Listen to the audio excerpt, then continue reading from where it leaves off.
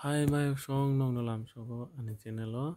norok tabuk bo ani channel no subscribe khlaijak ya hingke subscribe khlaidi tei bell icon sena tapok di oni log loge like share comment khlaijabo tapok di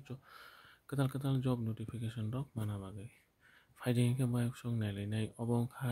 join Indian Army ni bukhang tei kaisa advertisement nongkhorjak okni bir tlangna bagai.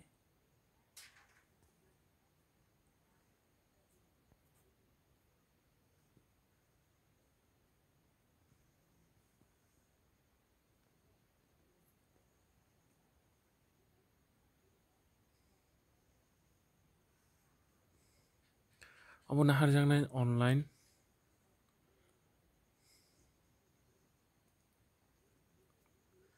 eligibility criteria for recruitment or naidi Ognibir general duty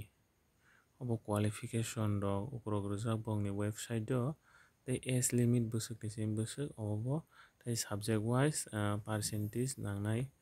subject o bwsuk khlaimani na oro bebangno bongni website o rijak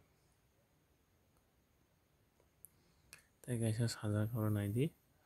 note candidate with valid light motor vehicle LMB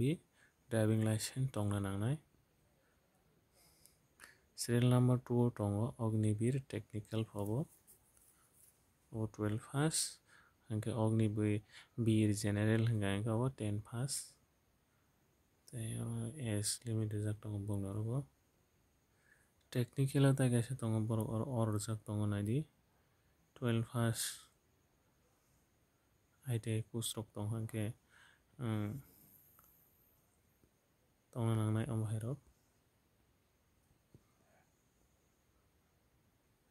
serial number 3 o tongo Ognibir clerk storekeeper technical o subject wise 12 pass age limit rok naidi oro kaham ke nainari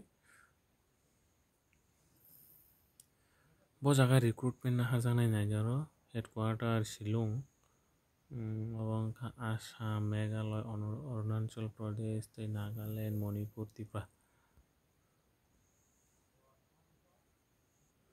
Tripura ni hingke borok naharnai je army recruiting office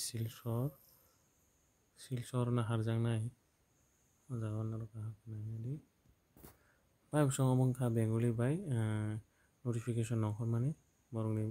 website ni bisingtwi